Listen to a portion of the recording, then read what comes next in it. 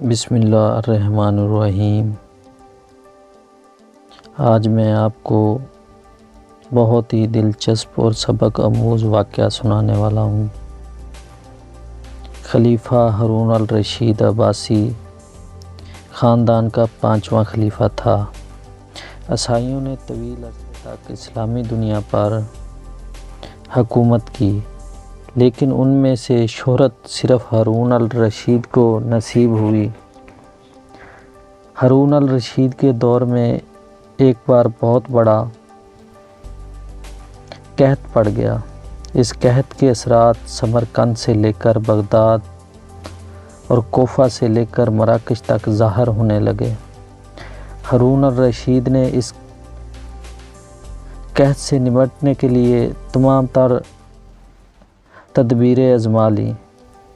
اس نے غلے کے گودام کھول دیے، ٹیکس معاف کر دیے، پوری سلطنت میں سرکاری لنگر خانے قائم کر دیے اور تمام آمرا اور تاجروں کو متاثرین کی مدد کے لیے موبلائز کر دیا۔ لیکن اس کے باوجود عوام کے حالات ٹھیک نہ ہوئے۔ ایک رات ہارون الرشید شدید ٹینشن میں تھا، اسے نیند نہیں آ رہی تھی۔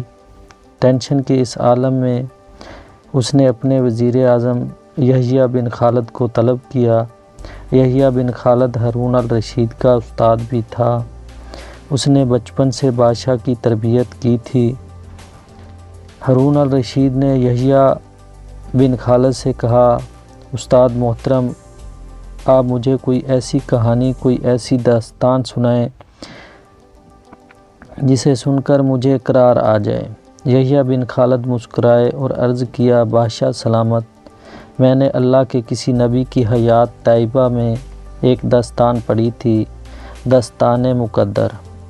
قسمت اور اللہ کی رضا کی سب سے بڑی اور شاندار تشریح ہے۔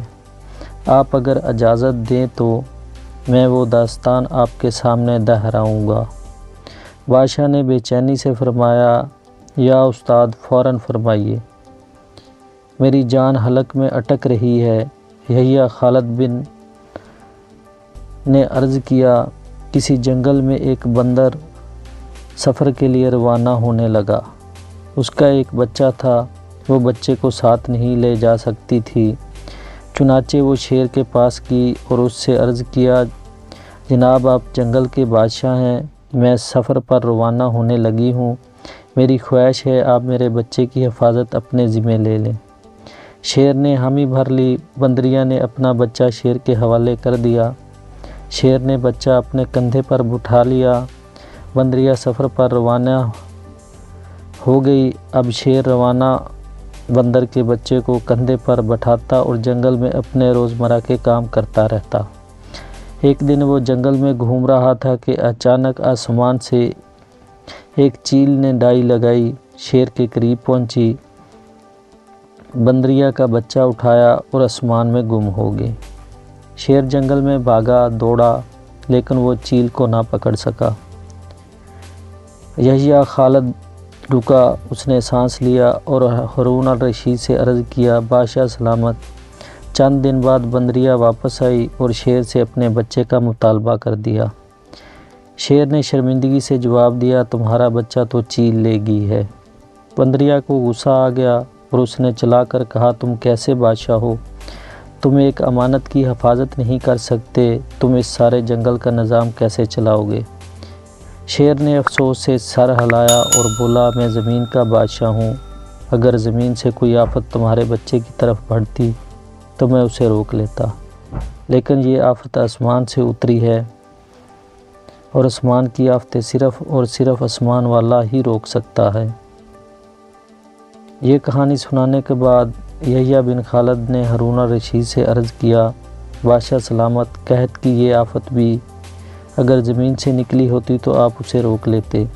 یہ آسمان کا عذاب ہے، اسے صرف اللہ تعالیٰ ہی روک سکتا ہے۔ چنانچہ آپ اسے رکوانے کے لیے بادشاہ نہ بنیں، فقیر بنیں، یہ آفت رک جائے گی۔ دنیا میں آفتیں دو قسم کی ہوتی ہیں، آسمانی مصیبتیں اور زمینی آفتیں۔ آسمانی آفتوں سے بچنے کے لیے اللہ تعالیٰ کا راضی ہونا ضروری ہوتا ہے، جبکہ زمینی سے بچاؤ کے لیے انسانوں کا متحد ہونا، وسائل کا بھرپور استعمال اور حکمرانوں کا اخلاص درکار ہوتا ہے۔ یحییٰ بن خالد نے ہارون الرشید کو کہا تھا، بادشاہ سلامت آسمانی آفتیں اس وقت تک ختم نہیں ہوتی جب تک انسان اپنے رب کو راضی نہیں کر لیتا۔